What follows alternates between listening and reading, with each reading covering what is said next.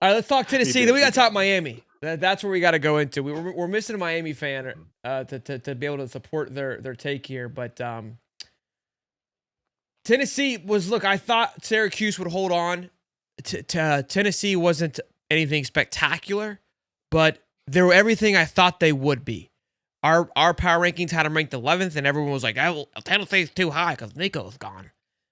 When I kind of said it, I said it last week. I go, Nico's not going to be missed. And I almost feel like they hit the lottery with Joey Aguilar not having old Nico drama. I'm going to leave going over to UCLA to lose 44-6 to the old Utah Utes. Okay?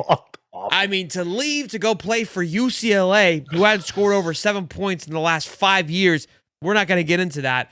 But this Tennessee team, I think, is a well-coached, well-put-together football team by Josh Heupel. That's why he got an extension. I said it all week. I still thought Syracuse and Fran Brown were going to come in and bring a little bit more fight. Defensively, just gross. And that's where I'm not sold on this Tennessee. I think they looked good.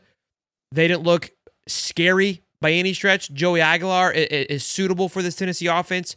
He'll do what Nico did, but not make the same mistakes that probably Nico did. They're going to have to win in other ways. When it's going to come down to play calling, coaching, and being able to maintain a defense, I still got them picked, I think, first 8 wins. I think there's some tough ones out there. I think Florida still handles them mightily. They didn't knock my socks off, but they didn't have to against Syracuse either. This Syracuse Fran Brown team took a step back without question. Took a massive step back. And I'm not even going to put it on the offense and the quarterback side. Defensively, they weren't, lights out last year, but they found a rhythm that did not carry over from the end of the year last year. Codes? Yeah, I have to agree, but golly, Tennessee cannot stop the run. I mean, they were getting ran over with a Syracuse team that's not even that great of a running team. Yeah. And then obviously, yeah, they can score points, but I think Fran Brown is a couple years in the making for another good team. That's the thing with Syracuse is it takes. They had a pretty good team last year. They lost a lot of pieces. It's going to take them 2 years to come back and get everything right. They can speed it up a little bit with the transfer portal and stuff like that, but I think that Tennessee didn't show me anything that knocked my socks off. I mean, you should have won that game. You should have won it in the way you did.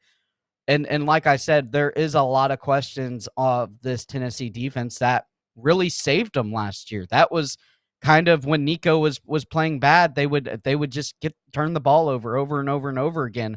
That defense, that it would be 3 and out, and Nico would get another shot at it. Well, when you get 150 drives, you're going to get a couple of them, right? You know what I mean?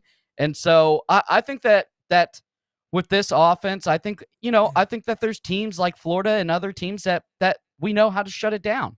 And I think they will shut it down. I think that, but Tennessee can definitely go and score points on some teams that maybe doesn't know how to shut it down, if that makes sense.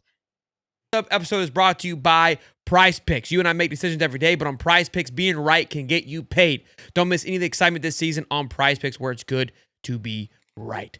We got Thursday Night Football, ladies and gentlemen. I took my boy Dak Prescott to have more than the toss-up, the little gimme, half a touchdown. They give us Saquon, who I just drafted in my PPR fantasy, to have more and half a touchdown. And then I think George Pickens is going to have himself a little bit of a game. I'm excited to see what he's able to do in this offense. So if you guys want to tail the big dog, get up on after it. Prize Pick is simple to play. Just pick one or more less on 2 to 6 players' stat projections. If you get your picks right, you could cash on in. Prize Pick puts their user first, so all withdrawals are fast, safe, and secure.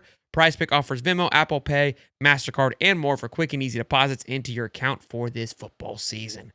Download the app today and use the code Hightop to get $50 in lineups after you play your first $5 lineup. That's code Hightop to get $50 in lineups after you play your first $5 lineup. Prize Picks is good to be right, baby. Yeah, no, I agree. They said, what was the comment I liked up here? Hold on. Tommy Arnold. They said you're defending Tommy Arnold pretty hard there, Ty. So we appreciate you down on the hill. What were your thoughts, Ty, on the Tennessee game? First of all, I love all the smoke. I like to joke around and have a good time. So that part I'm loving. I'm enjoying all this, actually. I get a little emotional and I enjoy it, and I throw my headset across the room, just like Hugh Freeze was doing during practice. But as it comes to Tennessee, I think that Tennessee is better off with Joey Aguilar than they are Nico. I can tell you that I don't think the team is as good, but it wouldn't shock me if they, like you said, I think they still win 8 or 9 games, and I think it's because I don't think they have as much talent as they did last year, but I still think that they are talented. And I bet Syracuse on the points this week because I literally thought that it would take a while for Tennessee's offense to kind of figure it out. And honestly, they looked better with Joey Aguilar than they ever did with Nico, which is kind of crazy to say in my opinion. I get it. They were playing Syracuse. I just thought it would be a little more sloppy than it was.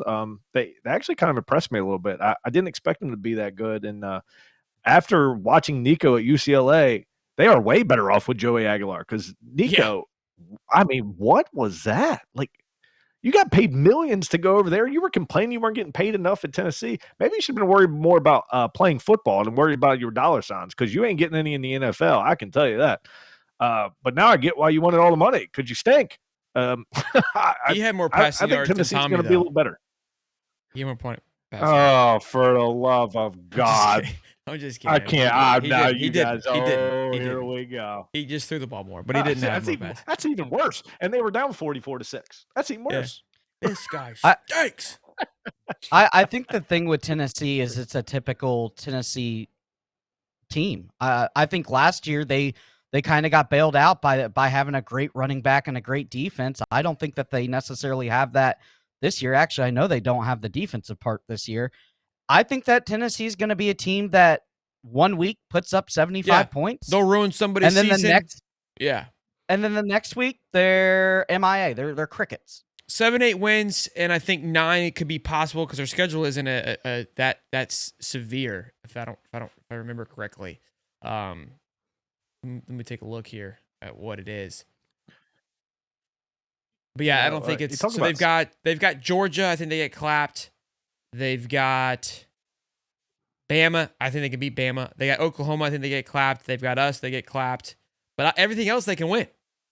I mean, they've got Vanderbilt. They've got Arkansas. They've got Kentucky, and they got Mississippi State. It's an absolute. Well, they can't stop the run. So circle that Vanderbilt game.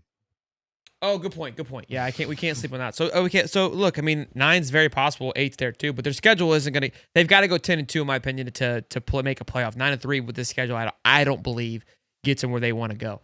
Let's talk about this. That's one thing I say. Go ahead.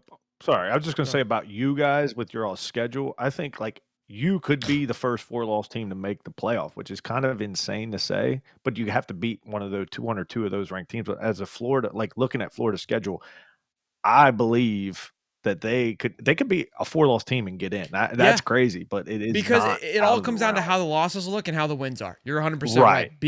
With where Miami and FSU sit now, right. You're 100% right that it's just like, dude, like these guys played. It's potential that we could play damn near 8 of the 12 playoff teams. You know what I mean? Like 7 of the you just can't lose a bad one.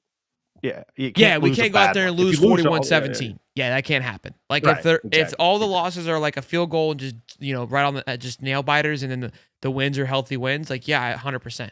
Yeah. You can say something, Cody. You don't have to ask. You have a mic in front of you. You don't have to ask every time. Can I say this? It's part of the show. Like you're allowed to say something. Every time, can I say something? You literally have a mic in front of you to say something. He'll mute your ass if you don't want you to say anything. Did you ask if you? How wild is it that we can even say, "Watch out for Vandy"? No, you're just saying that. I'm just saying it's wild that they've been the doormat forever, and now they got a little juice behind them. Can I say something? I mean, of course you can say something. You got a microphone in front of you.